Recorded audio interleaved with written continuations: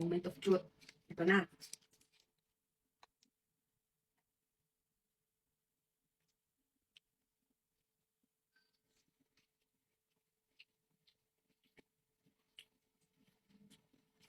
Ang sarap. Umingipin ka. Hindi tinipid ang pistachio. Worth it, grabe. Masarap siya. Mas bet ko to kaysa sa Dubai chocolate. Mas gusto ko to. Ha? Di okay guys. Masarap talaga. Yung dito sa outer niya, yung cocoa niya, dark to. Tapos, hindi ganun katamis yung pistachio sa loob. Hindi ko alam kung anong tawag dyan. Kanafe ba tawag dyan? Hindi siya ganun katamis. So, nagbe-blend talaga. Tapos, look mo naman yung lagayan, mga sis. Grabe. Premium. Hindi masisira.